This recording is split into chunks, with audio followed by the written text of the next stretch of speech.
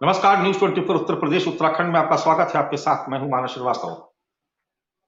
उत्तर प्रदेश में 51 सीटों पर भारतीय जनता पार्टी अपने उम्मीदवार घोषित कर चुकी है और ऐसे में जब लोकसभा चुनाव की अधिसूचना बहुत जल्द ही जारी होने की प्रबल संभावना है, सभी सियासी दलों ने अपने अपने कील कांटे दुरुस्त करने शुरू कर दिए हैं। तमाम तरीके के प्रयोग किए जा रहे हैं और इंडिया गठबंधन एक दीवार बनकर के एनडीए के सामने खड़ा होने की पुरजोर कोशिश भी कर रहा है। 51 उम्मीदवार जो घोषित हुए उसको लेकर के अखिलेश यादव ने आज कई तरीके के सवाल खड़े किए और साथ ही वो बीते 2 दिन से इस बात का दावा कर रहे हैं कि उत्तर प्रदेश में अभी भी वो 80 की 80 लोकसभा सीटें एनडीए उम्मीदवारों को उतार देंगे, हरा देंगे। और आज उन्होंने एक और बड़ी बात कही, खासतौर से ऐसे नामों को लेकर के जिसमें से एक नाम अजय मिश्रा टेनी का भी है। उन्होंने कहा कि जिस तरीके के उम्मीदवार दिए जा रहे हैं, निश्चित तौर पर आम जनता सब कुछ देख रही है। इंडिया गठबंधन मजबूती से खड़ा हुआ है। कल भी जब वो बिहार में थे तो इस बात का दावा कर रहे थे कि बिहार की सभी सीटों के साथ उत्तर प्रदेश की भी सभी सीटों पर एनडीए का सुपड़ा साफ कर दिया जाएगा और उम्मीदवार भी जो घोषित किए गए हैं, दरअसल उसमें कुछ भी नया नहीं है। आम जनता बेहद नाराज है, किसानों की आय दोगुनी नहीं हुई और पेपर लीक एक ऐसा मुद्दा है जिससे युवा, खास तौर से ऐसे लोग जो बेरोजगार हैं, वो सख्त नाराज हैं। तो क्या इन तमाम मुद्दों के सहारे इंडिया गठबंधन को साथ लेकर के अखिलेश यादव उत्तर प्रदेश में भारतीय जनता पार्टी का रथ रोक सकेंगे, मोदी के मैजिक को कमजोर कर सकेंगे? इन तमाम सवालों के साथ आज हम इस चर्चा की शुरुआत कर रहे हैं। सबसे पहले आपको हम अखिलेश यादव का वो बयान सुनवा देते हैं, उसके बाद जो इस चर्चा में हमारे साथ मेहमान शामिल हो रहे हैं उनसे आपका परिचय करवाएंगे और इस डिबेट की शुरुआत करेंगे। चुनाव शुरू होते ही ऐलान कर दिया है कि अगर उत्तर प्रदेश 80 हराओ का नारा दे रहा है, अगर उत्तर प्रदेश 80 हराओ का नारा दे रहा है तो बिहार भी पीछे नहीं है। 40 हराओ का नारा यहां से भी निकल करके जा रहा है और अगर यूपी और बिहार मिलकर के 120 सीट हरा देंगे तो भारतीय जनता पार्टी का क्या होगा?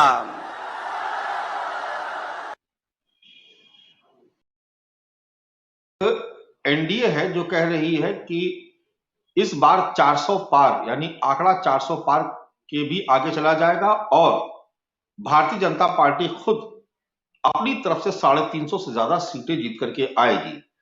लेकिन अखिलेश यादव कह रहे हैं कि यूपी और बिहार मिलाकर के दोनों ही राज्य हरा देंगे, 80 उत्तर प्रदेश की, 40 बिहार की, और मोदी के रथ को रोका जा सकता है। दावे बराबर किए जा रहे हैं, लेकिन एनडीए जो बार बार जिसकी तरफ ये कहा जा रहा है कि उसके यहां सब कुछ ठीक ठाक है और पूरी मजबूती के साथ एनडीए इंडिया गठबंधन के खिलाफ खड़ा होगा, क्योंकि इंडिया गठबंधन में अभी भी तमाम पेच बाकी हैं, तमाम मसले अलग अलग राज्यों में ऐसे हैं जो फंसे हुए हैं। लेकिन चूंकि बात हम उत्तर प्रदेश की कर रहे हैं, इसलिए उत्तर प्रदेश की ही बात करेंगे आगे भी। क्या उत्तर प्रदेश में अखिलेश यादव इंडिया गठबंधन के सहारे भारतीय जनता पार्टी के रथ को रोकने में कामयाब हो जाएंगे? और अगर हो जाएंगे तो उसके पीछे की रणनीति क्या है? इस चर्चा की शुरुआत करते हैं। भारतीय जनता पार्टी से एसएन सिंह साहब हमारे साथ जुड़े हुए इस चर्चा में। तारिक खान साहब समाजवादी पार्टी के प्रवक्ता हैं, वो भी इस चर्चा में शामिल हो रहे हैं। अनु प्रसाद जी जो कांग्रेस पार्टी की प्रवक्ता है, वो भी इस चर्चा में शिरकत कर रही है और हमारे साथ मनीष अग्रवाल जी जो राजनीतिक विश्लेषक है, वो भी इस चर्चा में हमारे साथ शिरकत कर रहे हैं। आप सभी खास मेहमानों का बहुत स्वागत और बहुत शुक्रिया कि आप इस चर्चा में हमारे साथ शामिल हो रहे हैं। तारिक खान साहब, अखिलेश यादव के बयान को हमने कल भी सुना और आज भी सुन रहे थे। उनकी प्रेस कॉन्फ्रेंस थी, तमाम लोग जो बसपा और भाजपा से आए थे कार्यकर्ता, उनको वो ज्वाइन करवा रहे थे। उसके बाद उस दौरान ही उन्होंने पत्रकारों से बातचीत करते हुए ये दावा किया कि उत्तर प्रदेश की सभी 80 लोकसभा सीटें हरा देंगे और ऐसे उम्मीदवार मैदान में उतारे हैं भारतीय जनता पार्टी में जिनको हराने में बहुत ज्यादा मुश्किल नहीं होगी। तो क्या रणनीति है ये दावों, इन दावों में कितना दम है और अगर दम है तो उसके पीछे की कार्य योजना क्या है? जब हमने पहली लिस्ट जारी की तो सबसे बड़ा हल्ला मचा कि कांग्रेस से कंसल्ट नहीं किया। अब बीजेपी ने जब लिस्ट जारी की तो अपने साथियों से कंसल्ट किया क्या? ओपी राजभर से पूछा, निषाद से पूछा। निषाद से कह रहे हैं एक भी सीट नहीं देंगे संजय निषाद को। 5-6 विधायक हैं शायद उनके पास, अब नहीं देंगे। कितनी सीटें देंगे? तो ये सवाल तो उनसे भी बनता है। हमने कंसल्ट नहीं किया था कांग्रेस से तो बवाल मच गया था। इन्होंने एक भी अलायंस पार्टनर से कंसल्ट नहीं किया और जो सूत्र होते हैं वो कह रहे हैं कि ये 4-5 सीट खाली छोड़ेंगे, 2 आरएलडी, 2 अनुप्रिया पटेल और शायद 1 ओपी राजभर उनके बेटे को लड़ा देंगे, जो बताते हैं कि परिवारवाद के खिलाफ। अब है परिवारवाद के खिलाफ, अनुप्रिया पटेल परिवार की पार्टी, संजय निषाद अपने बेटे को ही सब कुछ बनाएंगे, ओपी राजभर के 2 बेटे लगे हुए हैं कि एमएलसी बन जाए, विधायक बन जाए, गुड़ खाएंगे दिन भर और कहेंगे कि गुलगुले से परहेज है। तो ये भाई कैसे चलेगा? और दूसरी बात, इंडिया अलायंस की मीटिंग नहीं हुई, ये नहीं हुआ, वो नहीं हुआ। इन्होंने कितनी मीटिंग की? कुछ नाम है, मैं पढ़ता हूं, जो इनके अलायंस पार्टनर हैं उनको जानते होंगे। ये पुतिया निधि कच्ची, प्रहार जनशक्ति पार्टी, पुतिया तमिलगम, राष्ट्रीय लोक मोर्चा, राष्ट्रीय समाज पार्टी, जन सूर्य राज्य, जन सेना, हिंदुस्तान अवाम मोर्चा, भारत धर्म जन सेना, सिक्किम क्रांतिकारी मोर्चा। ये सब क्या है? कौन चीज है ये सब? क्या है ये सब पार्टियां हैं भाई, जिनके 0 सांसद हैं, 0 सांसद हैं। साउथ की 131 सीटें, जिसमें 30 सीटें भारतीय जनता पार्टी और एनडीए गठबंधन पिछली बार जीता था। उस 30 में से 25 सीटें अकेले कर्नाटका से। वो कर्नाटका की आज क्या स्थिति है विधानसभा में आपको पता है। इसका मतलब यह है कि उस साउथ की 131 सीटों की स्थिति भारतीय जनता पार्टी की इतनी खराब है क्योंकि कर्नाटका से तो इनका जनाधार गया, विधानसभा में पता चल गया, और विधानसभा का असर भी लोकसभा में पड़ता है। ये मध्य प्रदेश और राजस्थान से साबित हो रहा है, इधर उधर के चुनाव से, कि भाई असर पड़ता है। तो वो 131 सीटें, आंध्र प्रदेश में आप 0 थे, केरला में आप 0 थे, तमिलनाडु में आप 0 थे। तो वो जो 131 सीटें हैं उसका क्या होगा? पंजाब में आप कितनी सीटें जीतेंगे? आप वेस्ट बंगाल में कितनी सीटें जीतेंगे? बिहार में आप कितनी सीटें जीतेंगे? उत्तर प्रदेश में तो अब की बार 400 पार, अब की बार 700 पार, अब की बार 800 पार, अब की बार ये पार वो पार, और अब की बार होगा ये कि अब की बार मोदी जी पार, अब की बार उन्हीं को पार करा दिया जाएगा। पार कराने का मतलब ये है कि पार करा के फिर उनको शाल उड़वा दी जाएगी। शाल उड़वाने का मतलब ये होता है कि भाई अब आप संन्यास ले लीजिए, उम्र भी हो गई उनकी। बता रहे थे कि बड़े नौजवानों को टिकट दे दिया, 40 साल 50 साल, और सेना नौजवान और नौजवान सेना का सेनापति बूढ़ा। अरे क्या बात करते भाई, क्या बात करते? भारतीय जनता पार्टी के 195 की लिस्ट आई, चिल्ला रहे हैं हमने 80 को। अरे भाई SC ST का 22-23% रिजर्वेशन है, वो तो लड़ेंगे ही, नहीं देंगे उनको टिकट। आप जहां सीट रिजर्व है वहां जनरल को लड़ा देंगे। क्या मतलब भारतीय जनता पार्टी की बातें, उनके द्वारा की गई हुई प्रचार करने का तरीका। अब एक और बात है, बलिया में विवाद हो गया, वहां के पूर्व विधायक सुरेंद्र सिंह, उन्होंने कहा कि अगर बीजेपी ने सेम कैंडिडेट रिपीट किया तो मैं उसके खिलाफ निर्दलीय चुनाव लड़ूंगा। ठीक, तो इनका जिस दिन, और एक बात है, अभी तक ये बात क्लियरिफाई हो जानी चाहिए। जो सवाल हमसे बनता है कि आपका अपने अलायंस पार्टनर के साथ कम से कम उत्तर प्रदेश में जो बिचारे, अच्छा जितने शून्य वाले हैं वो उनको इनको बढ़ाना है। जैसे मैंने अभी पढ़ा ना, ये सब महाराष्ट्र गोम नाटक पार्टी, ये भी है। मतलब समझ में नहीं आता। ये आपने सुना है कभी मानस भाई? ये नाम सुना है कभी आपने? 2014 से पहले, तारिक भाई 2014 से पहले तो बहुत से लोगों ने सुभाषपा का भी नाम नहीं सुना था। अरे भाई, तो मैं ये कह रहा हूं, आज उत्तर प्रदेश जो सबसे बड़ा राज्य है, वहां कम से कम इन पार्टियों का नाम तो आप, ये सब बगल की कोई राज्य, कोई झारखंड की है, कोई महाराष्ट्र की है, तो अब 28 का ऐसे तो ग्राम प्रधानों की पार्टी एक बना दे, सारे ग्राम प्रधान ब्लॉक अध्यक्षों से कहते, ब्लॉक प्रमुखों से कि तुम एक पार्टी बना दो, बना लो। 14-15 हजार ब्लॉक प्रमुख होंगे पूरे भारत में, तो उन सब की एक पार्टी बनाकर कल एनडीए कहे कि हमने बहुत बड़ा समूह बना लिया। अरे आपके साथ कौन है बताना चाहिए। आप बताइए भाई, ओपी राजभर के लड़के को टिकट देंगे नहीं देंगे? और ये परिवारवाद नहीं है? अगर निपेंद्र मिश्रा के बेटे चुनाव लड़ ले, ये परिवारवाद नहीं है? और अगर इनकी सुषमा स्वराज जी की बेटी को चुनाव लड़ा दिया जाए, वो भी परिवारवाद नहीं। असल ये लोग इनके रिश्तेदार है, उनके बेटे नहीं है। और नृपेंद्र मिश्रा कौन है, बताने की जरूरत है? राम मंदिर ट्रस्ट के अध्यक्ष, वो भाई ये परिवारवाद नहीं है, एकदम परिवारवाद नहीं है। हम लोग परिवार को लड़ा दे तब परिवारवाद मतलब कि पार्टी का अध्यक्ष ही बना दे। नई डिक्शनरी एक लिखी और उस डेफिनेशन लिखी कि परिवारवाद की डेफिनेशन क्या है। अब ये लोग वो भी अब ये लोग लिखने लगे कि परिवारवाद की डेफिनेशन ये है कि अगर परिवार का अध्यक्ष बने तभी परिवारवाद है। ऐसा नहीं है। अगर परिवार के 3 सेकंड परिवार के लोगों को किसी भी तरीके से राजनीतिक लाभ या गैर राजनीतिक लाभ मिल रहा है, वो परिवारवाद। चलिए, परिवारवाद की तो व्याख्या चर्चा करेंगे, बहुत लंबी हो जाएगी। अनु प्रसाद जी के पास। अनु प्रसाद जी, स्ट्रेटजी समझ में नहीं आ रही कि 80 में 80 कैसे हरा देंगे। इतना आसान लगता है आप लोगों को कि जो पार्टी लगातार 2 बार से लोकसभा का चुनाव जीत रही है, लेकिन उत्तर प्रदेश में 2 बार विधानसभा का चुनाव जीत करके एक नया इतिहास पूर्ण बहुमत की सरकार बना के आपके सामने पेश किया। आपको लगता है कि आप उनको 80 में 80 ऐसे ही हरा देंगे हवा में बात करके? सबसे पहले देश की जनता को मेरा नमस्कार। देखिए मानस जी, कोई भी चीज ना संभव है ना संभव हो सकती है। और रही बात, ये आसान नहीं है 80 में 80 सीट इनको हरा पाना। मगर एक बात मुझे ये बताइए मानस जी, आज से पहले कभी भी क्या इतने बड़े तादाद में पर्चे लीक के मामले सामने आए?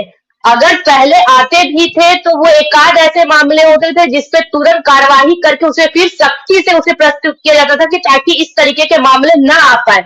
मगर भाजपा एक ऐसी सरकार है जिसमें लगातार हर पर्चे लीक किए जा रहे हैं। और आश्चर्य की बात तो ये कि अभी पुलिस की भर्ती का पर्चा लीक हुए अभी 15-20 दिन भी नहीं बीतता है, तब तक बोर्ड का पर्चा लीक हो जाता है। वो भी एक नहीं 2-2 विषय के पर्चे लीक हो जाते हैं। और यही भाजपा सरकार ऐसी है जिसमें लगातार युवा, महिलाएं, किसान आंदोलन करने के लिए सड़क पे उतर आए। तो जब ये सारी चीजें, जो ऐसी चीजें कभी नहीं देखने को हमें मिलती थी, जब आज वो देखने को मिल रही है, तो जाहिर सी बात है कि 80 में 80 सीट तो ये पहले ही हार गए। अब बस उनपे एक चुनावी मोहर लगना बाकी है। और यकीन मानिए मानस जी, हम एक चुनावी पार्टी के रूप में है, मगर इन्हें 80 में 80 हराने का काम तो सबसे पहले देश के वो युवा करेंगे जिनको बेरोजगार बना दिया इस भाजपा की सरकार ने। वो महिलाएं करेंगी जो आज अपने घर का चूल्हा नहीं जला पा रही है, जो महंगाई में इतना परेशान हो गई है कि अपने घर के बच्चों को एक वक्त अच्छा खाना खिलाने को तरस गई है। वो महिलाएं कमान संभाली हुई है और वो किसान कमान संभाले हुए इनको हराने में, जो आज दिल्ली की सरहद में दूसरी बार 3 साल में दूसरी बार ऐसा हुआ है कि वो किसान सड़क पे बैठ के अपने हक अधिकार के लिए लड़ाई लड़ रहे हैं भाजपा सरकार से। आज तक कभी ऐसा हमको नहीं देखने को मिला कि लगातार 2 बार किसान इस तरीके से केंद्र सरकार से अपनी बात मनवाना चाहती है। वो भी ऐसी वैसी बात नहीं मानस जी, ये बहुत ही मूल अधिकार है उनका। एमएसपी मिनिमम समर्थन मूल्य जो है, क्या उनकी गलत मांग है? क्या वो ये मांग नहीं कर सकते कि भाई जो लागत लगा के किसान अपना खेती कर रहा है, अगर कल को ऐसा हो गई कि भारत की अर्थव्यवस्था ऊपर या नीचे जा रही है, मगर कम से कम उनको वो लागत तो मिले जो वो अपना पूरा पाई न जाने कहां से कर्जा कौड़ी लेके वो अपना खेती जोत रहा है, वो अपने लिए नहीं हम सबके लिए करता है। तो ये सरकार का दायित्व भी होता है कि वो इस तरीके की गारंटी रखे। कांग्रेस की सरकार में आज जब 16 साल पहले इसी तरीके से कांग्रेस की सरकार ने कम से कम 72 लाख करोड़ किसानों का कर्जा माफ किया था। ये बहुत मुश्किल काम नहीं है, मगर आज की तारीख में भाजपा सरकार लगातार इसको ऐसे दिखा रही है कि भारत की अर्थव्यवस्था खत्म हो जाएगी अगर हमने इन्हें मिनिमम एमएसपी का मूल्य दे दिया। आप मुझे ये बताइए, यहीं पर लगातार ये क्या कहते हैं, अरबपतियों का कर्जा माफ किए जा रहे हैं। जीएसटी के जरिए इन्होंने 33.50 लाख करोड़ का जीएसटी वसूल किया था, उसमें से सिर्फ 25 लाख करोड़ इन्होंने उद्योगपतियों के कर्ज माफी में दे दिया। क्या इससे इनकी भारत की अर्थव्यवस्था नहीं खत्म होती है? मगर जब आपको किसानों का, गरीब मजदूरों का आपको हक अधिकार की बात आती है, तब आप कहते हैं कि भाई अर्थव्यवस्था हमारी डमाडोल हो जाएगी। तो आप किस बात का जीएसटी वसूल कर रहे हैं? आप किस बात का हम लोग से कर वसूल कर रहे हैं? आज एक पेन से लेकर पेंसिल तक पे जीएसटी लगा दिया गया है, जिससे कि गरीब आज पढ़ाई लिखाई को त्रस्त हो गया है। इतनी महंगाई बढ़ गई है, हर तरफ फ्राई मची हुआ है। पेट्रोल डीजल से लेकर माचिस की डिबिया तक खरीदने के लिए आज गरीब इंसान परेशान हो गया है। तो ये सारी कमान संभाला है ये भारत की जनता, और हम उनके साथ खड़े हैं। और जाहिर सी बात है कि वोट देने के लिए पार्टी की आवश्यकता होती है, समाजवादी पार्टी और माननीय राहुल गांधी जी। आज कांग्रेस पार्टी इन्हीं गरीबों की बात कर रही है, और इन्हीं गरीबों को हक अधिकार करने के लिए हमारे माननीय राहुल गांधी जी भारत जोड़ो न्याय यात्रा और समाजवादी पार्टी की पीडीए यात्रा निकली हुई है। और आज हम सबको ताकत दे रही है भारत की जनता, युवा, बेरोजगार, महिलाएं और किसान। चलिए ठीक है। मनीष अग्रवाल जी साथ में हमारे राजनीतिक विशेषज्ञ। मनीष अग्रवाल जी, जिस तरीके के दावे किए जा रहे हैं इंडिया गठबंधन की तरफ से, वास्तविकता के धरातल में तस्वीर क्या नजर आती है आपको? मानस जी देखिए, ऐसा लगता है वास्तविकता में जो 370 सीटों का टारगेट भाजपा ने तय करा है, वो उसका आधार क्या है कि वो 303 सीटों पे जीते थे और 72 सीटों पे वो सेकंड आए थे। तो उन्होंने उससे 370 का आधार अपना तय करा, वो उनका डेटा बोल रहा है। बाकी जैसे और प्रवक्तागण बोल रहे थे कि क्या आधार है, कैसे चीजें बनेंगी, कर्नाटक में क्या हुआ, हिमाचल में क्या हुआ, तो अभी और 3 राज्य के चुनाव हुए थे, उसके भी रिजल्ट को देखना चाहिए। और ये महंगाई, बेरोजगारी जैसे मुद्दे मुझे लगता है ना आजकल इस फ्रंट पे जैसे उठाए जा रहे हैं, उस तरीके से वो सक्सेसफुल नहीं होते जा रहे हैं, वरना वो और राज्यों के चुनाव में दिखना चाहिए थे। जैसे अभी कांग्रेस की प्रवक्ता करी थी, हमने 72,000 करोड़ का कर्जा माफ करा, तो उसके एवज में 2.5 से 3 लाख करोड़ किसानों को डीबीटीएम के डायरेक्ट ट्रांसफर के रूप में उनके खातों में 6,000 रुपए साल के रूप में पहुंचाया भी गया है। तो बहुत सी ऐसी सरकार की योजनाएं हैं जो पब्लिक तक अब डायरेक्ट पहुंच रही है। हाँ, बेरोजगारी एक समस्या है, बड़ा देश है, लेकिन उस पर आवाज उठती रहनी चाहिए। लेकिन मुझे ऐसा लगता है कि इस समय विपक्ष के पास कोई ऐसा ठोस रोड मैप नहीं दिख रहा है जो वो मोदी सरकार के अगेंस्ट ला पाए और जिससे वो अपनी नीतियों में ये दिखा पाए कि अगर उन्होंने ये नहीं करा था तो हम कैसे करेंगे। क्या इनके पास कोई रोजगार देने का रोड मैप है कि उन्होंने नहीं दिया था तो कैसे करेंगे? क्योंकि सरकारी नौकरियों का एक सीमित क्षेत्र होता है, उनकी गिनतियां सीमित होती है। लेकिन उसके अलावा जो स्वरोजगार की योजनाएं हैं, जैसे मुख्यमंत्री रोजगार योजना, प्रधानमंत्री रोजगार योजना, उसके रिजल्ट्स बहुत अच्छे हैं। उसके लाभार्थियों के रिजल्ट्स अगर आप डेटा देखेंगे, ईपीएफओ में जो लोग ऐड हो रहे हैं, उस हिसाब से उसके रिजल्ट बहुत अच्छे आ रहे हैं। लग रहा है कि लोग उसकी तरफ प्रेरित हो रहे हैं। स्टार्टअप इंडिया है और इन्वेस्टमेंट की अपॉर्चुनिटीज है जिसमें लोग जा रहे हैं। तो मुझे लगता है कि ये टीवी चैनल की डिबेट्स और अखबार की डिबेट से निकल के धरातल तक, पब्लिक तक आपको ये पहुंचाना पड़ेगा कि क्या नहीं पहुंच रहा। क्योंकि डीबीटीओ की तरफ से जो ट्रांसफर होकर जो भी पब्लिक के अकाउंट में बेनिफिट पहुंच रहे, उसका रिजल्ट दिख रहा है। आधी आबादी को जो सरकार टारगेट करके आवासीय योजना ला रही है, जो महिलाओं के लिए विशेष योजनाएं लाई जा रही है, कुछ ऐसे मुद्दे जैसे ट्रिपल तलाक वगैरह था, उसमें जो लाभ आज लोगों को मिलना शुरू हुए हैं, वो योजनाएं लोगों तक पहुंच रही है और उसका एक बहुत बड़ा बदलाव दिख रहा है। कल लखनऊ में एक यादव सम्मेलन भी हुआ था जिसमें मध्य प्रदेश के चीफ मिनिस्टर आए थे। तो बहुत हद तक भाजपा बिहार में भी और यूपी में भी उस वोट बैंक में भी डेंट करने में 9 से 10% के लगता है ऐसा कि कामयाब हो रही है, जो बिहार के रिजल्ट में दिखा था और जो यूपी के लोकसभा के चुनाव के रिजल्ट में दिखेगा। तो हमने जो भी चीज करनी है, बेरोजगारी एक जनरल मुद्दा है, और भी ऐसे मुद्दे लेके जनता के बीच में जाएंगे तो सॉल्यूशंस के संग भी जाना पड़ेगा। प्रॉब्लम्स तो सब डिस्कस करते हैं, हम आप डिस्कस कर ही रहे, लेकिन क्या ऐसा कोई उसका बड़ा रोड मैप है कि उसका सॉल्यूशन कहाँ से आएगा? और जो इस डिबेट में थोड़ा सा मुझे लगेगा अगर इसका भाग नहीं भी है, लेकिन कल जो मोदी के परिवार का नाम का मुद्दा दिया गया है, वो आज सोशल मीडिया और अन्य मीडिया के माध्यमों से बहुत अच्छा ट्रेंड कर रहा है।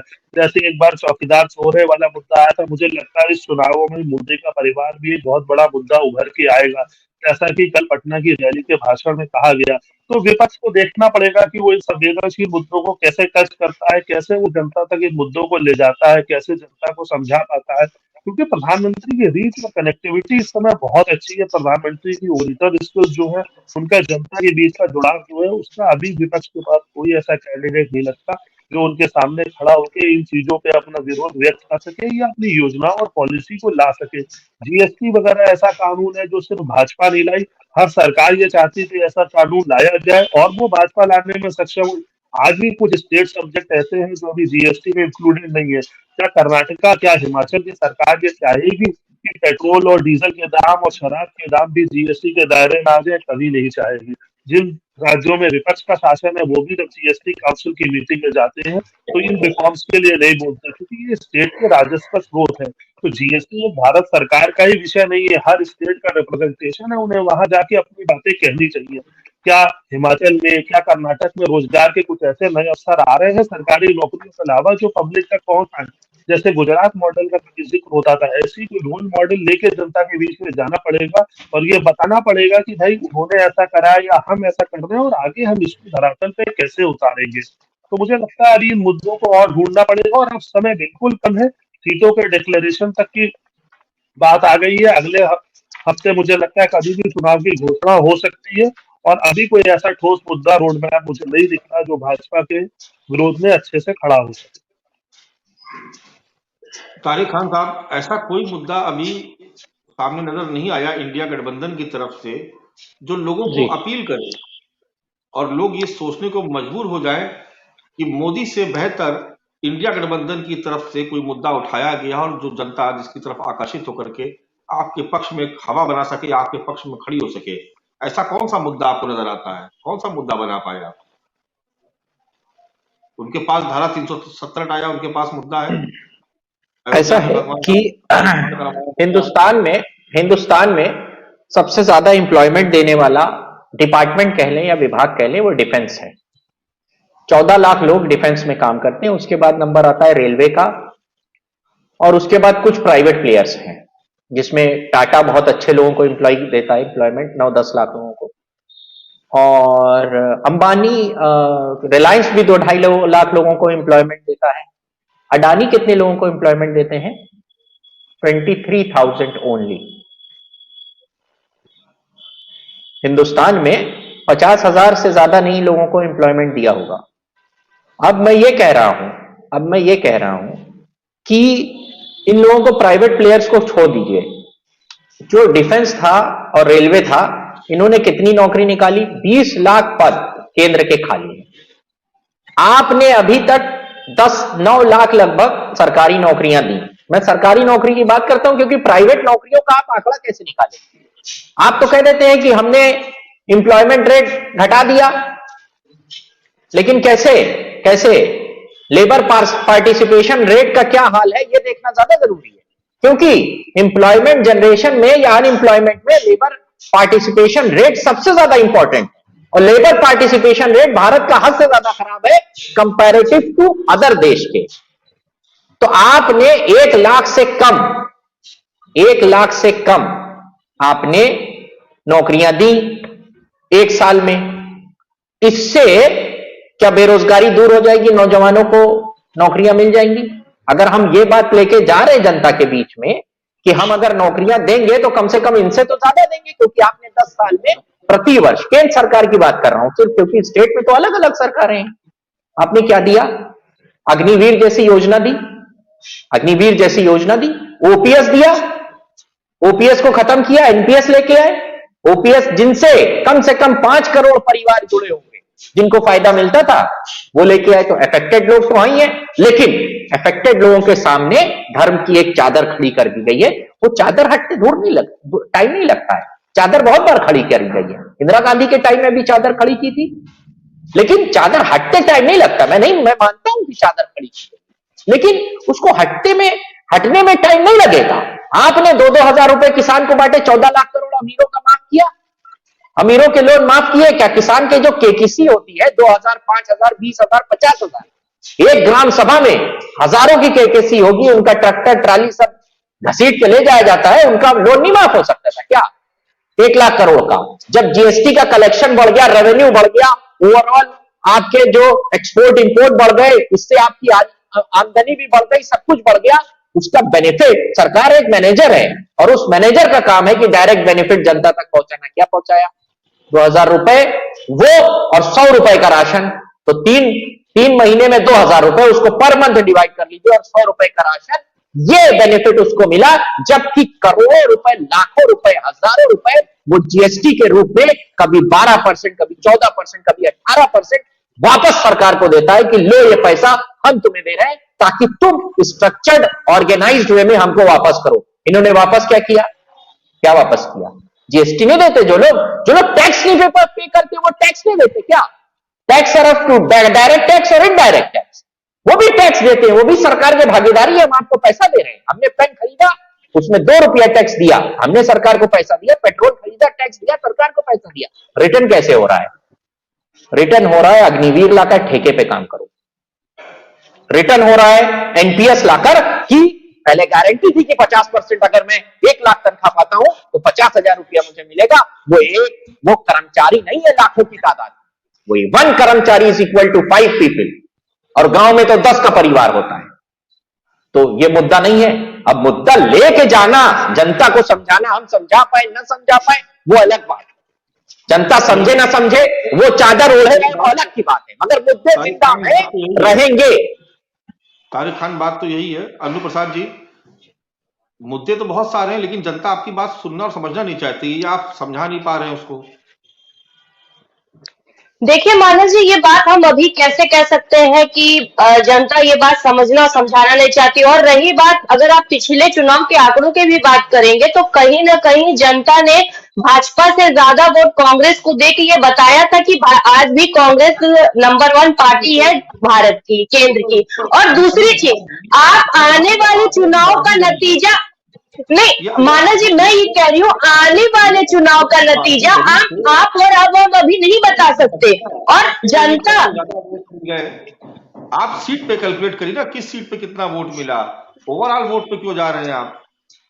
नहीं क्यों आखिर नहीं माना जी, देखिए ओवरऑल वोट पे ही बातें, कभी ओवरऑल वोट पे भी तो हम बातें करेंगे। आखिर अगर ऐसा ही होता कि कांग्रेस को जनता ने नकार दिया होता तो कहां से कांग्रेस इतना वोट लेके आती? उसको इतना वोट मिला है तभी तो हम बोलने के हक अधिकार में आए कि भाई हम आज भी लोगों की पसंदीदा पार्टी है। और दूसरी चीज, रही बात, बीजेपी में यही बुनियादी अंतर है कि आप चीजों को स्वीकार करने के बाद उसी में खुश हो जाती हैं और आगे की तैयारी नहीं करती, उस हिसाब से रणनीति बनाती हैं। और बीजेपी नहीं देखिए माधव जी, उसको रणनीति बना के उस कमी को दूर करती है। कमी अगर बीजेपी ने नहीं मानव जी, अगर बीजेपी ने अपनी कमी को फाइंड आउट कर लिया होता तो शायद अब तक हर चीज बहुत बेहतर पटरी पे आ गई होती। मगर आप जिस तरीके से, जो अभी हमारे राजनीतिक विश्लेषक जी भी कह रहे थे कि लोग मुद्दा निकाल नहीं पा रहे, अरे हम क्या मुद्दा निकालेंगे? आज तो जनता चिल्ला चिल्ला के मुद्दों को कह रही है। और आने वाले समय में जो चीज चुनाव में आने वाला है उसका अभी आप और हम कैसे दावा कर सकते हैं? को नकार दिया है पूरी, एक गांव की जनता, महिलाएं, युवा सड़क पे उतर गए हैं। आपने लगातार देखा होगा कि जब पेपर लीक का मामला आ रहा था तो युवा लगातार चिल्ला के अपना वीडियो वायरल कर रहे थे कि हमसे बहुत बड़ी गलती हो गई कि हमने भाजपा को वोट दिया। और आज की तारीख में सबसे ज्यादा युवा भारत में पाए जाते हैं। और युवा, अगर वोटर्स इकट्ठे हो गए इस एक मुद्दे पे वोट डालने के लिए, तो जाहिर सी बात है भाजपा 80 पार जो करने का सपना देख रही है वो कभी नहीं कर पाएगी।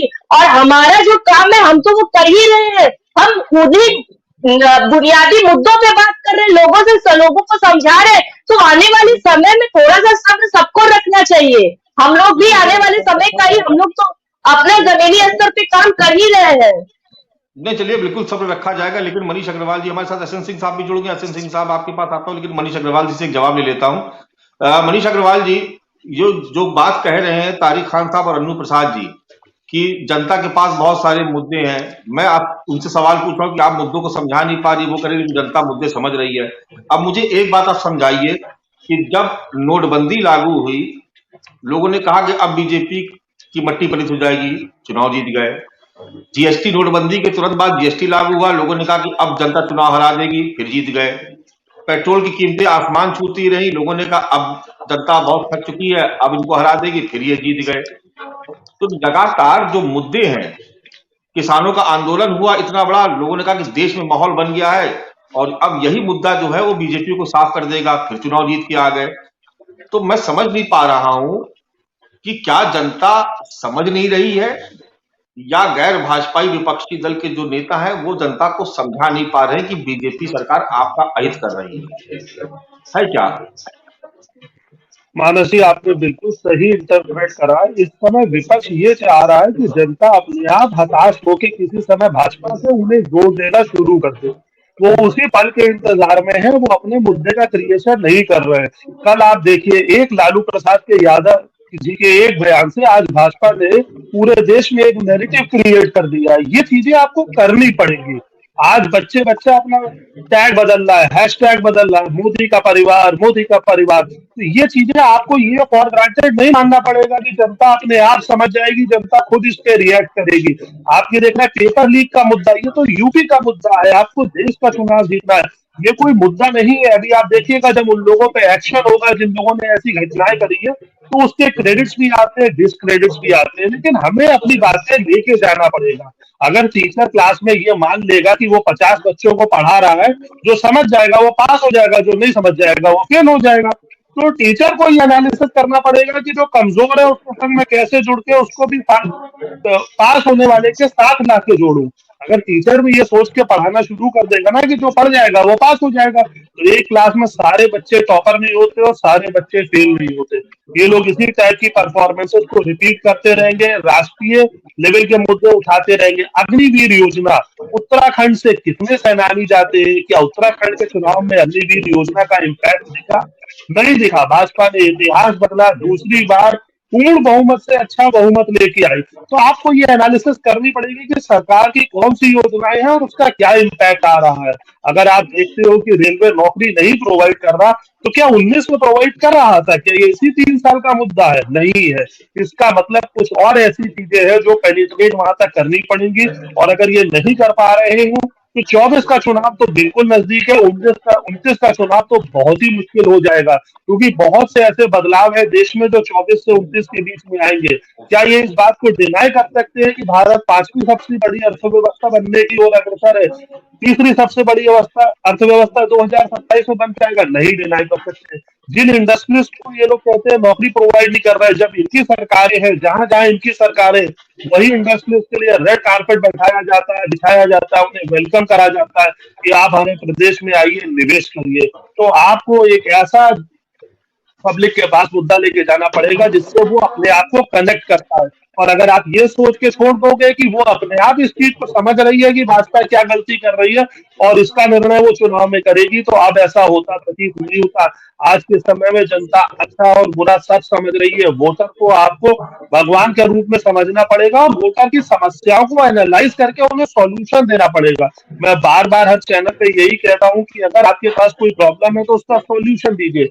वो रेलवे में नौकरी नहीं दे रहा, अग्निवीर योजना वो लाए, आप अग्निवीर योजना का फैक्ट्स पे विरोध करिए। फैक्ट्स पे विरोध नहीं हो पाया, इसीलिए कुछ राज्यों में जहाँ चुनाव हुआ वहां वो योजना सक्सेसफुल दिखी। क्या उन राज्यों के लोग सेना में नहीं जाते? क्या उन राज्यों के लोग सरकारी नौकरी को पाना नहीं चाहते? लेकिन जहां जहां विपक्ष की सरकारें थी वहां भाजपा 2/3 बहुमत से आती है। अभी जैसे कांग्रेस की प्रवक्ता वोट के आधार पर बता रही थी, तो क्या गुजरात की जीत का भी वोट एनालिसिस करेगी कभी कांग्रेस? ये देखेगी कि वहां पे कितना वोट मिला, कितनी बड़ी अभूतपूर्व जीत थी।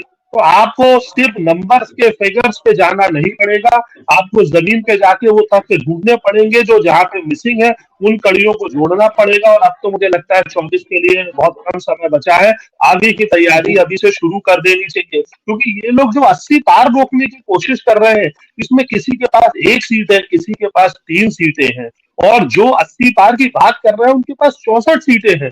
फिर भी आप उनको अंडरमाइन कर रहे हो कि 64 वाला 80 नहीं पहुंच पाएगा और 1 और 3 वाले 80 पहुंचे। चलिए, एसएन सिंह साहब जुड़ गए हैं चर्चा में, हालांकि बहुत देर से शिरकत हुई। एसएन सिंह साहब, डिबेट का भी 90% हिस्सा निकल चुका है, लेकिन आप थोड़ा सा देर से जुड़ पाए, तो सवाल आपसे ही ले लेते हैं कि समाजवादी पार्टी ये कह रही कि यूपी और बिहार पूरी तरीके से साफ, एनडीए का कोई नाम लेने वाला नहीं बचेगा। बिहार में भी सारी सीटें आप हार जाएंगे, उत्तर प्रदेश में भी सारी सीटें आप हार जाएंगे, और ये कमाल करके दिखाएगा इंडिया गठबंधन।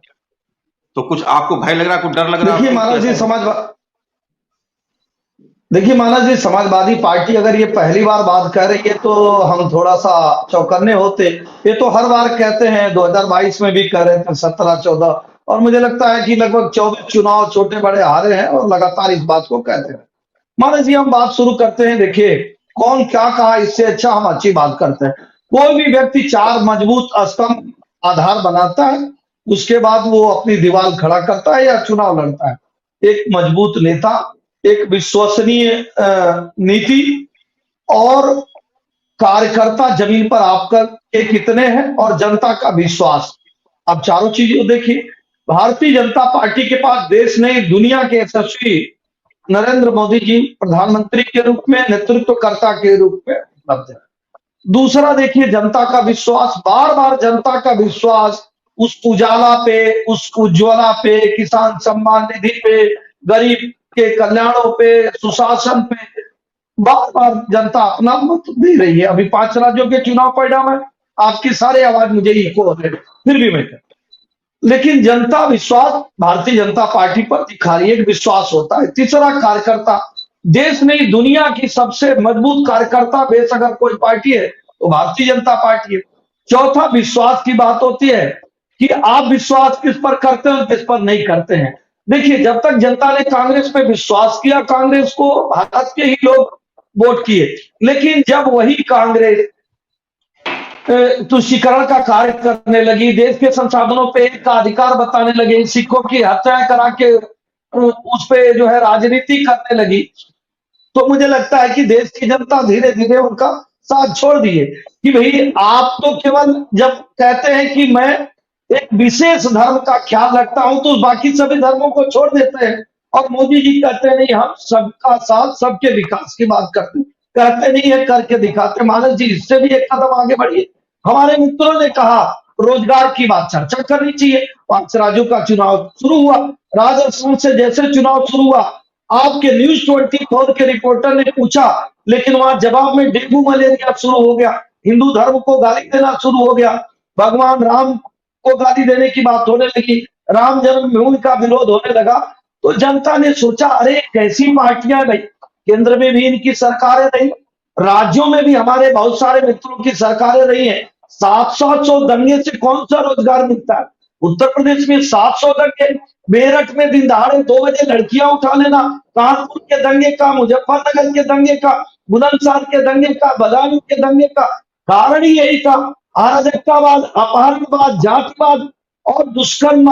तो मुझे लगता है कि इन सबसे लोग आज ही जाकर भारतीय जनता पार्टी को चुने। आप देखिए भारतीय जनता पार्टी की सरकार में अगर कोई भी कार्य होता है तो धर्म देखकर नहीं होता है। आपकी सारी आवाज मुझे मेरी सारी आवाज मुझे इको रही। लाउड स्पीकर पे अगर हटाने की बात होती है तो सभी धर्म को कहा जाता है अपने लाउड स्पीकर हटाइए। लगभग अगर 65,000 लोगों पर कार्रवाई होती है तो आप देखेंगे मानस जी, मैं नहीं कह रहा हूं, ये पूरी प्रदेश की जनता आपके चैनल के माध्यम से देख रही है, तो कोई जात धर्म मत मजहब नहीं है। मानस जी सभी गांवों में एक काकस बन गया था उत्तर प्रदेश के, जो सरकार में रहता था वो कुछ भी करे। मैं चुनौती देते हुए एक बात आपके चैनल पर कहता हूं, किसी भी पार्टी का कोई कितनी भी बड़ा पदाधिकारी हो, अगर कोई गलत कार्य कर दे और मानस जी का चैनल उसको दिखा दे और बच जाए, नहीं बचेगा। ये परिवर्तन हुआ, एक परिवर्तन हुआ है कि वाराणसी में, अयोध्या में, रामपुर में जो विस्फोट कराता है सरकार उसके साथ खड़ी हो जाती है। क्यों खड़ी हो जाती है? तुष्टीकरण का कार्य करता है। तो जब आप कहते हैं अल्पसंख्यक तो आप बहुसंख्यक को छोड़ देते हैं। हम सर्वहित की बात करते हैं इसलिए सरकार बनाते हैं।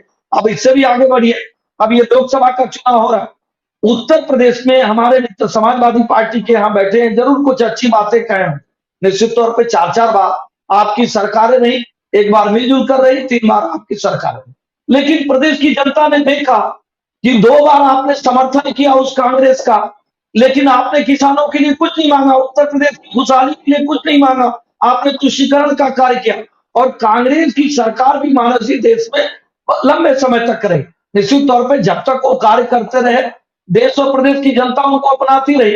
लेकिन जब उन लोगों ने शुरू किया कि अगर गुजारा भत्ता देना है 78 रुपए के लिए संविधान बदल दीजिए, काशी में पूजा का विरोध कर दीजिए, वहां ताला लगवा दीजिए, भगवान राम का फैसला आ रहा हो तो कहिए कि नहीं राम तो काल्पनिक होते हैं।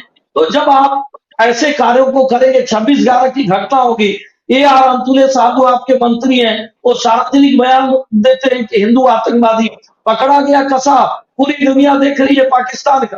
लेकिन आप कहें कि नहीं ये तो हिंदू आतंकवादी।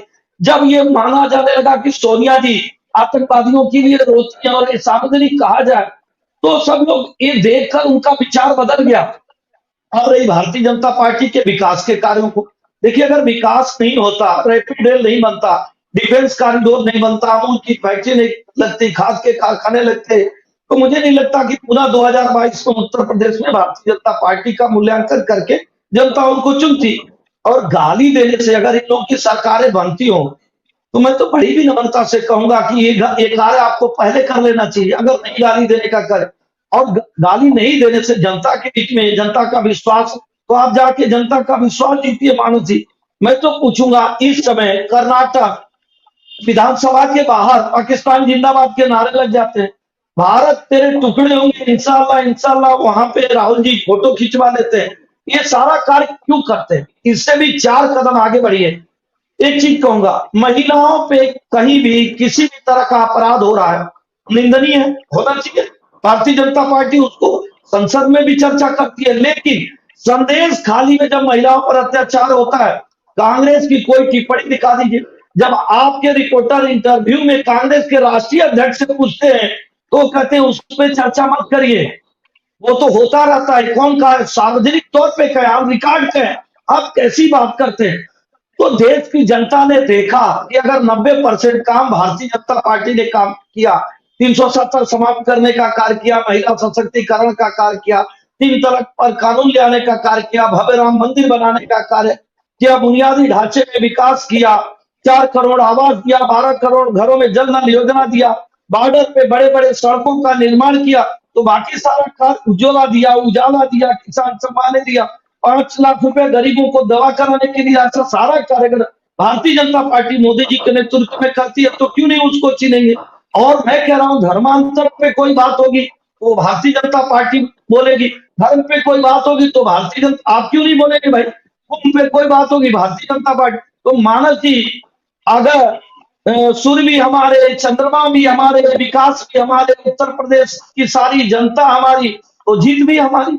अगर आप केवल तुष्टीकरण करेंगे, कहेंगे, कितनी छोटी बात होती है जब कोई कहता है समाजवादी पार्टी का या कांग्रेस का हमने अल्पसंख्यकों के लिए किया, मतलब आप बहुसंख्यक को नजरअंदाज किए, तब आप अल्पसंख्यक के लिए किए। नहीं, आप सभी के लिए करिए। हमने आवास दिया, सबको दिया, बिजली दिया सबको, पानी सबको, सड़क सबको, सुरक्षा सबको, स्वास्थ्य सबको।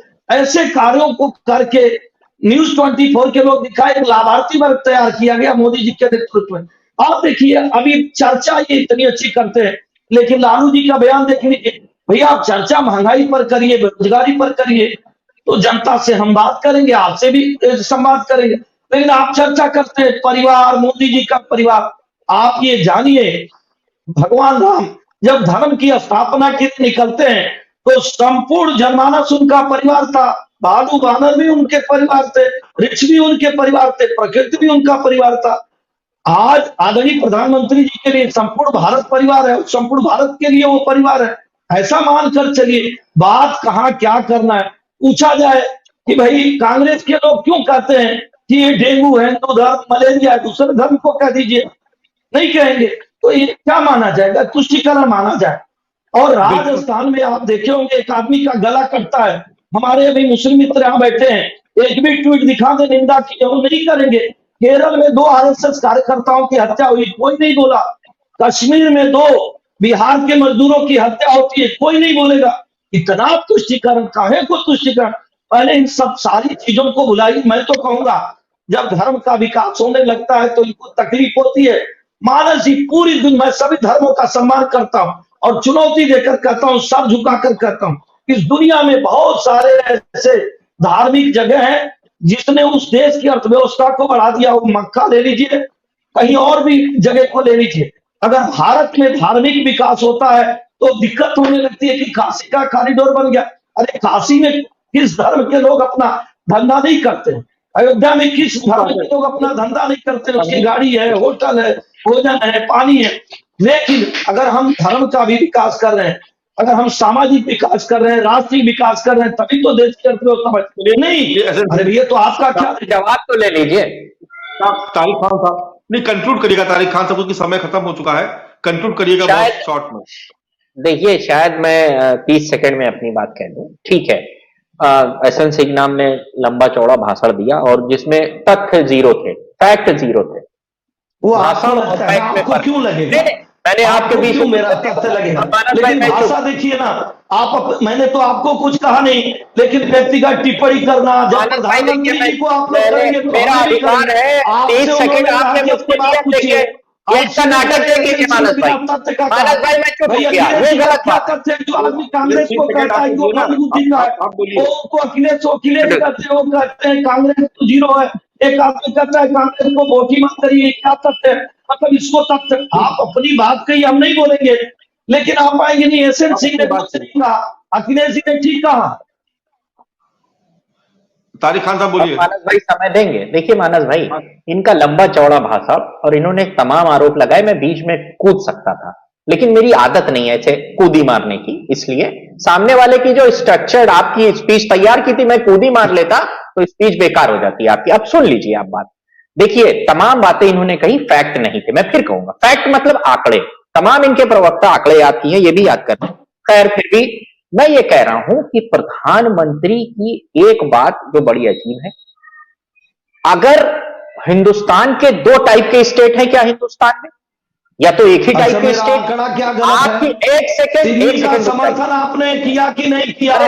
आतंकवादियों को छोड़ने का कार्य किया कि नहीं? आप आंकड़े को कैसे गलत कर सकते हैं? हाईकोर्ट की टिप्पणी देखिए, इलाहाबाद हाईकोर्ट ने कहा, अरे क्या मजाक है, जो आतंकवादी उसको छोड़ने का कार्य करते हैं मानस भाई बहुत गलत है, ये बात गलत है यार। मानस जी मैं सिर्फ 1 मिनट लेना चाहूंगी क्योंकि मेरी अगली डिबेट है। मैं समय लेके यहाँ से जाना चाहूंगी क्योंकि मेरी अगली डिबेट है, मुझे जाना है। मानस जी, मैं सिर्फ 1 सेकंड में अपनी बात पूरी करूँ। आपने एसएन सिंह साहब, आपने आज 10 मिनट बोला, कोई बीच में नहीं बोला, सब लोग सुने। आप सबके बीच में बोलेंगे? आप अलग से मानस भाई से समय ले लीजिए, मैं बोल लूं तब बोलेंगे। चलिए, आप दोनों ही लोग 30 सेकंड में भी बात हाँ, कंक्लूड बस कर तो बीच में जंपी कूदी मारना जरूरी है ना। मैं तो मुंह पे उंगली रख, चलिए अब आप बोलिए ना। आप मार लीजिए कूदी। इसीलिए तो कह रहा हूं मैं, बीच में ना बोले भाई, समय ले लें आपसे, बोले काउंटर करें, किसी ने रोका है क्या? अब मैं कह रहा हूं कि प्रधानमंत्री सीधा सीधा एक काम, 2 टाइप के स्टेट है क्या? स्टेट तो एक ही टाइप के हैं। आपने बताया कि 14 लोगों को, 14 में से 12 लोगों को कोर्ट ने उसके बाद बाइज्जत बरी किया, जिनके लिए कहा जा रहा था। अभी भी कोर्ट ने टुंडा नाम के आदमी को बरी किया, तो कोर्ट तो बरी कर सकता है भाई। तो 14 लोगों की बात थी तो 12 को तो बरी किया कोर्ट ने, तो उसमें हम दोषी हैं? नहीं दोषी है, कोर्ट जो करना चाहे करे, तमाम काम कोर्ट कर रहा है। पहली बात। दूसरी बात, ये प्रधानमंत्री के लिए 2 टाइप के स्टेट हैं। एक टाइप, संदेश खली में कुछ हुआ, प्रधानमंत्री बोले गलत हुआ बिल्कुल, और मुंह में हो जाए तो प्रधानमंत्री चुप रहे, तब कुछ नहीं बोले, प्रधानमंत्री मणिपुर पे कुछ नहीं बोले। इसका मतलब ये है कि, और प्रधानमंत्री तमाम दिल्ली में दंगे हुए तब कुछ नहीं बोले। इसका मतलब ये है कि जहां बीजेपी की सरकार नहीं है वहां कुछ हो जाएगा तो प्रधानमंत्री कल वहां रैली कर बवाल मचा देंगे कि ये हो गया। ये रिस्पॉन्सिबिलिटी है प्रधानमंत्री की, ये रिस्पॉन्सिबिलिटी निभाएंगे कैसे भाई? तारिक भाई, समय ओवर हो गया। कन्नू प्रसाद जी। देखिए मानस जी, मैं बस इतना कहना चाहूंगी कि जिस तरीके से लगातार अपने हुए कार्यकाल में लोग जिस तरीके से पल्ला झाड़ती बीजेपी, मैं अभी हाल ही की बस एक बात पे मैं अपनी बात खत्म करना चाहूंगी कि अभी हाल ही में प्रधानमंत्री जी अपने ही संसदीय क्षेत्र में जाते हैं और वहां पर भी जाके ये कांग्रेस के माननीय राहुल गांधी जी के बारे में बात करते हैं, मगर अपने संसदीय क्षेत्र में हुए ऐसे बीएचयू वैसे शैक्षणिक संस्था में हुए घटना की बात लेके एक बार भी उन्होंने बात नहीं कही कि मेरे संसदीय क्षेत्र में बीएचयू में इस तरह की जो घटना हुई है उसको निंदनीय, ऐसी घटना नहीं होनी चाहिए। मगर वहां पे भी जाके राहुल गांधी जी का वो गुणगान करना नहीं भूले। तो मैं एक बात बहुत स्पष्ट तौर पे कहूंगी, जो अभी ये कह रहे हैं कि हमारे प्रधानमंत्री जी जो कहते हैं भारत तो उनका पूरा परिवार है, तो मैंने ऐसे परिवार के किसी सदस्य को आज तक नहीं देखा जो अपने परिवार को सड़कों पे उतार दे, महिलाओं को सड़कों पे उतार दे, किसानों को सड़कों पे उतार दे, उनको भुखमरी से मार डाले, महंगाई से मार डाले, भ्रष्टाचार से मार डाले। तो मैंने ऐसा प्रधानमंत्री आज तक नहीं देखा। तो सिखों की हत्या भूल गई, बंटवारे के बाद हिंदू मुसलमानों की हत्या आप भूल किसानों गई, की हत्या भूल गए। आपके गौरव मंत्री के बेटे के जो लगातार लड़े थे किसानों के ऊपर गाड़ियां चला देता, आप उसके ऊपर भूल चुके हैं। आपके हो रहे सारे अत्याचार भूल गए हैं। ब्रिटिश वालों के साथ जो घटना हुई, महिलाओं बहुत शुक्रिया आपका एसएन सिंह, आपका भी बहुत शुक्रिया। तारिक भाई भी हमारे साथ इस चर्चा में शिरकत कर रहे थे, आपका भी बहुत शुक्रिया। और मनीष अग्रवाल जी, आप सभी खास मेहमानों का बहुत बहुत शुक्रिया। कल फिर किसी नए विषय के साथ आप सभी के सामने फिर से हाजिर होंगे। तब तक के लिए इजाजत दीजिए, नमस्कार।